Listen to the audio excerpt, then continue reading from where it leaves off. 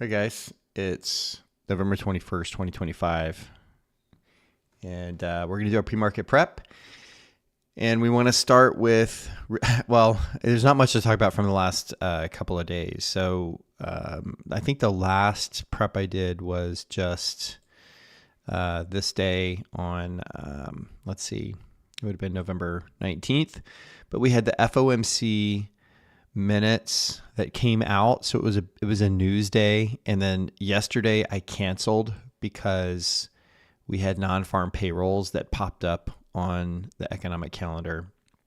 So typically what happens on news days, we find that the data gets a little bit less reliable. We have a lot more market participants coming in that influence structure and kind of how how our data reacts. Our data is built around algos running the market. And when you have everybody repositioning around news, then they become a little bit less powerful. So I think at the time on Wednesday, we were thinking of an upside X plus model at the time that we did the video, at the time I did the video. But as you guys know, if you've been watching these videos, you know that my caveat is, let me just kind of drill down into here.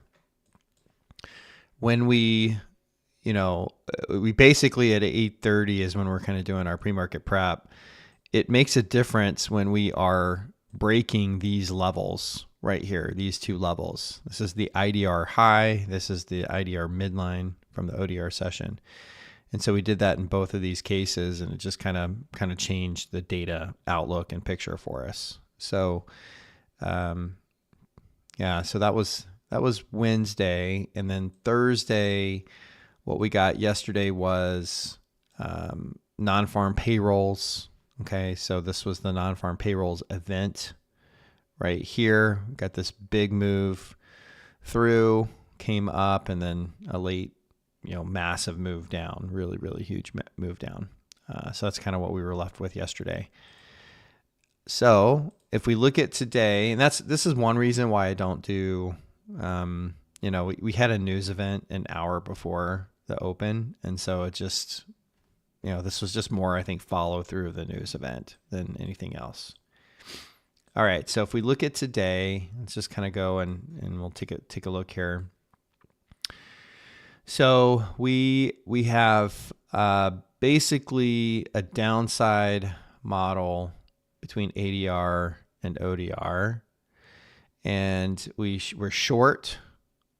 So we confirm short here. Make this bigger for you guys. So we confirm short right here, but we broke above here, right? So we closed above the IDR high in the ODR session. And so what we have is a short false day.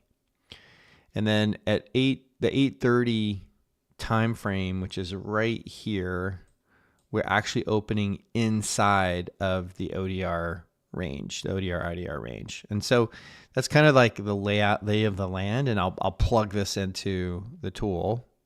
So we'll just kind of plug this into our tool here. And let me come over into here. Okay, so it's Friday, and we did short. Oh, wait, so hang on. Let me check the model again. Okay, so downside model. Downside model, short, false day, and then open on the inside, which gives us really ugly data where we're like 50-50 on two records, all of two records on a Friday, which tells you something, right? Like this kind of a day across 17 years worth of data, it's only happened two times on a Friday where we get this combination of structure. I'm still surprised how often this happens, where we get these combinations of structure that haven't happened or rarely happened in 17 years. So usually what I do is I take the day off. That leaves us with 8 records, still not a lot of records, but predominantly range expansion. So that's what I'm going to go with, is just a little bit more expecting range expansion. Oh, and then we're kind of even across the cousin, downside and upside are the cousins to range expansion. right? I've mentioned that before. A lot of times when I'm thinking range expansion, I'm thinking of the possibility of a downside or upside as well, right? They're just really close in terms of price action. So that's kind of what I'm thinking is we're looking more at something that might look like this in terms of range expansion. Kind of follows the general pattern here anyway. So we'll see what happens here today with this one. But that's kind of what I'm thinking.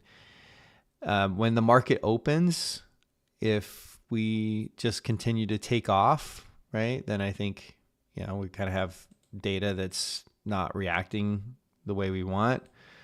And so really what I want to see is maybe just this re-entry back into the IDR range before coming back down, right? So I'm going to pay attention again back to this IDR high level. And if we come back into here and break this, then we're probably on our way to go down and to fulfill the range expansion. So we'll keep an eye on that one. And I don't see any questions. So I think that's what we got for today. Let's take a look at NQ. We pretty much the same thing in NQ. So, NQ and ES often are in alignment. Sometimes one gives me a little bit more clarity than the other because the data is just a little bit more clean cut. So we're going to come here to NQ and we'll take a look at its downside. It's Friday, short, false day, open location is on the inside, but I can already tell we're down to almost no records. And it's the same thing, pretty much range expansion type day. Actually open location on the inside. Let's take this off. Yeah, so actually a little bit more on the upside. The upside cousin is there as well. So we have range expansion right here. It's kind of what we're looking at too. So same idea. We're looking at a model pattern that looks more like this for NQ. Okay. All right. That's it. That's how I'm going to kind of play off today is I'm expecting rotational type behavior structurally. I will say this. So I like to drop these things in as we go and just kind of talk about stuff that I see over time. A lot of times if we have a range expansion day like this, it's planned out and in the open, and let me kind of orient this a little bit more toward an actual open time from a time frame perspective. Okay, so that would be 9:30, and then this would be 10:30. Okay, so 10:30. Okay, so this is the actual period of the open. And a lot of times what I find is if we are, let's say that we get something like this. Okay, boom, open here, boom, boom. And then we don't quite fulfill the range expansion on the, kind of the opening hour, but I have really strong data on range expansion. Then a lot of times what happens is we get the range expansion, the overall rotational behavior, but we get it later. So it might come later in the session where we end up fulfilling the range contraction of the range expansion pattern. And so it's just something that I tend to watch out for, again, particularly when the range expansion is very overwhelming in terms of what it's expecting. I'm curious if I go back and do this. Sorry, guys, I'm going to do a little example here. So if I come back here and look at this as an example, where the data wouldn't necessarily be reliable because of non-farm payrolls, but if we look at this and we had upside, short, true, inside. Okay, so we kind of opened on the inside. We actually opened right here. And so if I look at this, let's kind of come in here. Boom. No, we were upside, not downside. Upside, short, true, inside, and actually we had an upside model, but we had a very small upside X plus model, right? What if I did that there?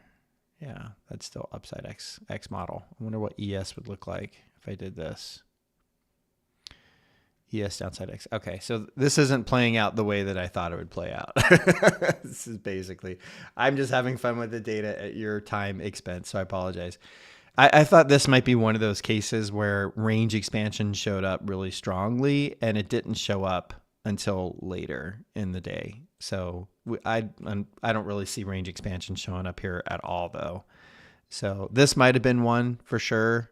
Where we kind of had range expansion show up and then notice that we came here. In fact, I'm probably pretty sure because it looks like, well, and on ES, I think maybe on ES, that was a little bit more powerful because we actually, if I come back here, we actually did break the midline. So this probably was a strong range expansion, and then we kind of went up. And then we ended up coming back down to fulfill the range expansion model, which, kind of basically does that, right? So anyway, something to watch. All right, guys, have a great rest of your session. Make awesome choices. Have an awesome weekend. And next week is holiday week, so it should be interesting leading up into the holiday for the first couple days. All right.